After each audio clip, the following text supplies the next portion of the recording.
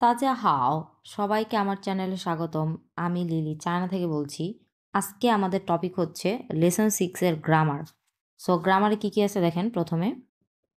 প্রথম কোন জিনিসটা শিখবো? হুই মানে পারা বা ক্যান। হুম এটা আমি ফিনিটা একটু লিখে নিই। হুই 4 number ton, 4th tone.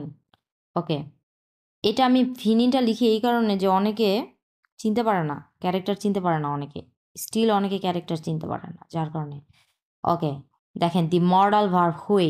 Modal verb কোনগুলোকে বলে? যেমন ক্যান, কুড, মে, মাইট, এই টাইপের যে ভার্বগুলো। দেখেন কি বলা আছে, the modal verb which is used before a verb. এটা মাস্ট বি ভার্বের আগে বসবে।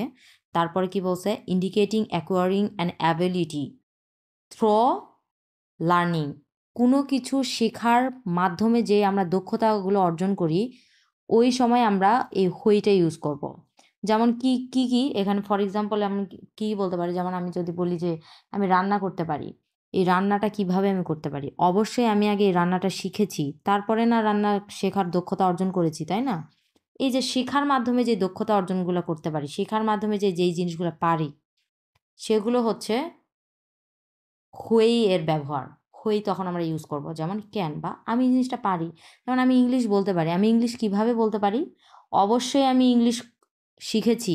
প্রথমে অবশ্যই আমি ইংলিশটা শিখেছি। তারপরে না আমি এখন এই ইংলিশের দক্ষতাটা অর্জন করতে পেরেছি যে আমি ইংলিশ বলতে পারি, বা আমি চাইনিজ বলতে পারি, আমি হচ্ছে ফ্রেঞ্চ বলতে পারি, আমি জার্মানির ভাষা বলতে পারি, যে এইরকম আরকি। মানুষ যে বলে যে আমি এটা পারি, এটা কিভাবে পারে ও? মাস্ট বি ও এটা শিখছে। তারপরে এই দক্ষতা অর্জন করছে। সো এই সময় এই ক্ষেত্রে আমরা হুই ইউজ করব। হুই মানে হচ্ছে ক্যান বা পারা। আমি এটা পারি, আমি ওটা পারি, আমি এটা পারি না। যদি আপনি না পারেন, তখন সেটা অবশ্যই নেগেটিভ সেন্টেন্স হয়ে যাবে, যে আমি এটা পারি না, আমি এটা পারি, আমি ওইটা পারি না, এই যে এরকম। দেখেন, ইটস নেগেটিভ ফর্ম ইজ পু হুই। পু মানে নো বা নট, হুই মানে ক্যান।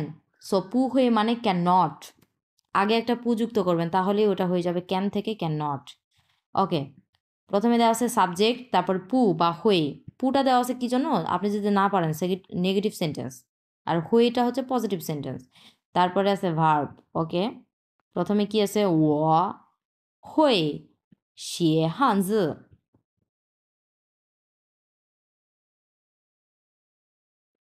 ও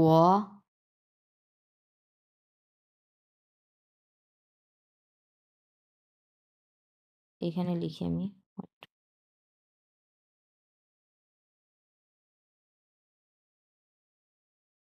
হুই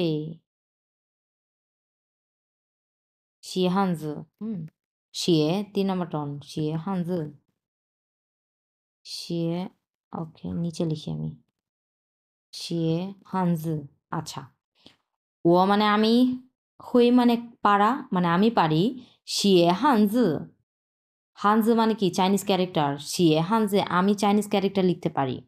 ওকে, তারপরের সেন্টেন্সে কি দেওয়া আছে দেখেন, ও বু হুই জো জঙ্গুও ছাই। এগুলো আমরা প্যাসেজে দেখছি। তারপর আচ্ছা আমি এখানে লিখি, ও বু হুই জো। তারপর তাহলে কি হচ্ছে? ও পু হুই আমি পারি না, জো মানে বানাতে। কি বানাতে পারি না? চঙ্গুও ছাই চাইনিজ ডিশ। আমি চাইনিজ ডিশ বানাতে পারি না। আচ্ছা, এটা যদি আপনার পজিটিভ সেন্টেন্স হতো, তাহলে কি হতো? এই পুটা উঠে যেত। আপনি যদি চাইনিজ ডিশ অবশ্যই বানাতে পারেন, তখন আপনি বলবেন যে ও হুই জো চঙ্গুও ছাই, আমি চাইনিজ ডিশ বানাতে পারি। একেবারে সোজা হিসাব। তারপর দেখেন, নি মামা হুই শো হানু মা। আচ্ছা এখানে লিখি আমি, এখানে লিখি নি মামা তোমার মা, হুই, হ্যাঁ, শো তোমার মা বলতে পারে। কি বলতে পারে? হানিউ মা। মা দে যেহেতু ইয়ে করছে, মা যেহেতু লাস্টে আছে, এর মানে হচ্ছে কোশ্চিন করছে। হ্যাঁ, নিমা মা তোমার মা, হুই শো তোমার মা বলতে পারে, হানিউ মা তোমার মা বলতে পারে চাইনিজ। এবং লাস্টে যে মা আছে, এর ইট মিনস এটা হচ্ছে একটা কোশ্চিন করছে। এর মানে হচ্ছে তোমার মা কি চাইনিজ বলতে পারে, তোমার মা কি চাইনিজ ভাষাটা বলতে পারে। খুবই সহজ। এটাই বলছে। সো এই যে হুই এর ব্যবহার চলে গেল।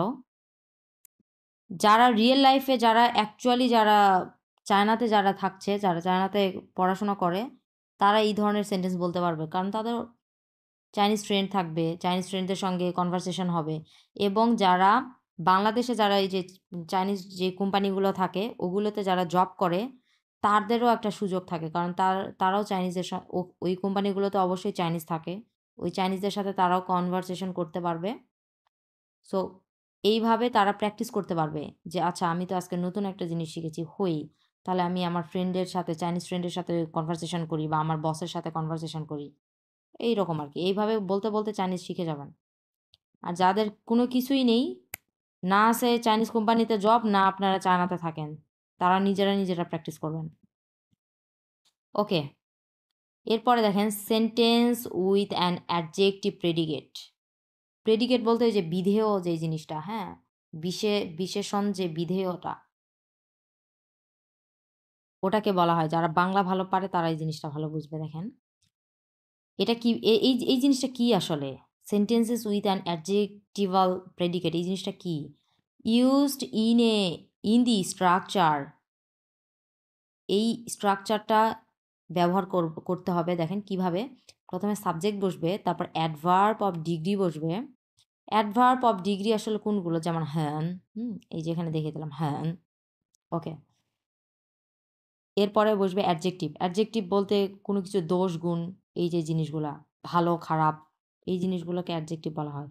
দি adjective describes the nature of state of somebody or something. এই অ্যাডজেক্টিভটা ডিসক্রাইব করবে কি ডিসক্রাইব করবে? তার স্বভাব, নেচার, এই যে বলছে তার স্বভাব ডিসক্রাইব করবে, স্বভাবকে ইন্ডিকেট করবে কোনো কোনো মানে কারো অথবা কোনো কিছুর। যেমন সামবডি মানে কারো, কোনো মানুষের, কোনো ব্যক্তির বা কোনো বস্তুর। Usually following the adverb of degree হ্যান, এটা কিন্তু হ্যান, হ্যাঁ হ্যান মানে এই যে পড়লাম না, যে প্যাসেজে যে পড়ছি হ্যান মানে ভেরি বা খুব। ইউজুয়ালি এই অ্যাডভার্ব অফ ডিগ্রিটা ফলো করা হয়। এবং নেগেটিভ ফর্মে, দি নেগেটিভ ফর্ম ইজ সাবজেক্ট, প্রথমে সাবজেক্ট বসবে, তারপর পু বসবে, তারপর অ্যাডজেক্টিভ বসবে। তখন কিন্তু আপনার এই যে এটা বসবে না, হ্যাঁ, এই যে অ্যাডভার্ব অফ ডিগ্রি এটা বসবে না। তখন আপনার নেগেটিভ ক্ষেত্রে এটা বসানোর দরকার নেই। এখানে সরাসরি পু বসবে, হ্যাঁ। পু মানে কি? নো বা নট, এই জিনিসটা বসে যাবে, তারপর অ্যাডজেক্টিভ বসবে।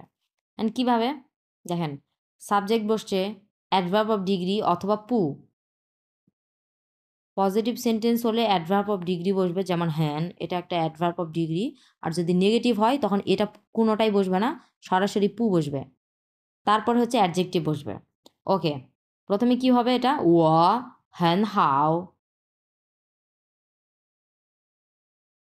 এই যে লাস্টে যে ওয়ার্ডটা দেওয়া আছে এটা হচ্ছে হাও, এই যেটা, এটা হচ্ছে হাও, হ্যাঁ হাও।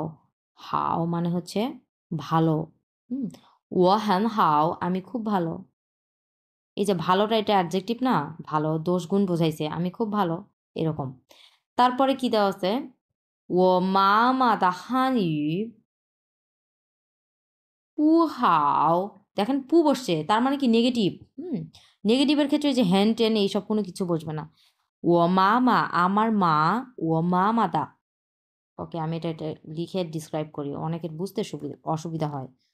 ও মামা এর মানে হচ্ছে আমার মা। এর সাথে যখন ত ইউজ করব তখনই হয়ে যাবে আমার মায়ের।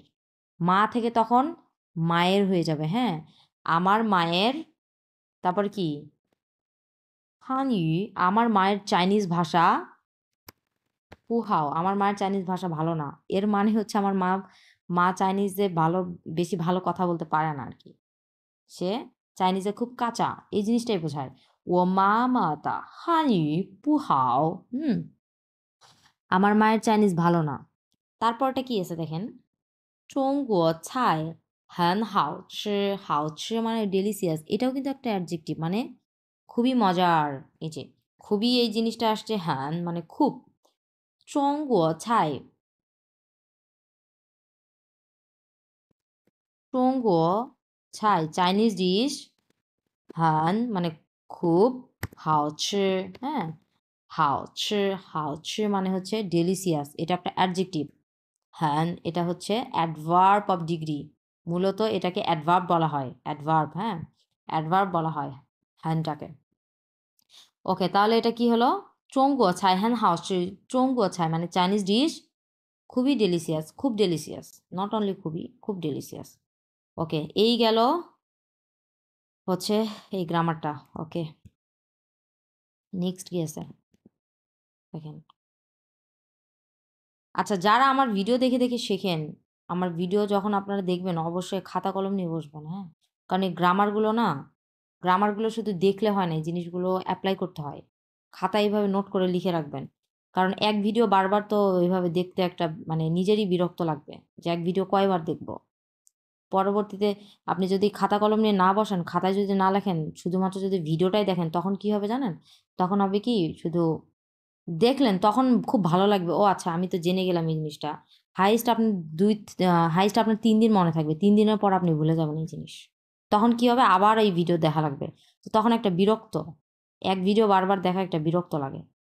দেখেন এরপরে কি আছে, জন্মা, জন্মা, জন 3 নাম্বার টোন এবং এটা হচ্ছে নিউট্রাল টোন। সো জন্মা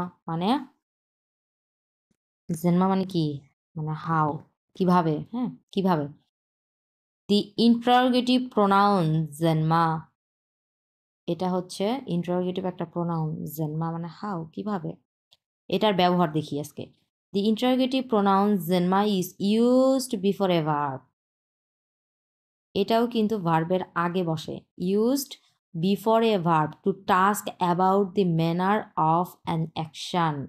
ওকে, দেখেন, to ask about the manner, এই জেনমা মানে কিভাবে, এটা বসে ভার্বের আগে বসবে এবং এটা দিয়ে বোঝাবে যে, মানে এটা দিয়ে আস্ক করা হবে, জিজ্ঞেস করা হবে কি, ম্যানার অফ অ্যান অ্যাকশন, কোনো কিছুর অ্যাকশনকে আস্ক করা হবে। অ্যাকশন বলতে কি বোঝায় দেখেন, এখন অ্যাকশন বলতে কি বোঝায় এক্সাম্পলে দেখি, এক্সাম্পলে একবারে ক্লিয়ার হয়ে যাবেন।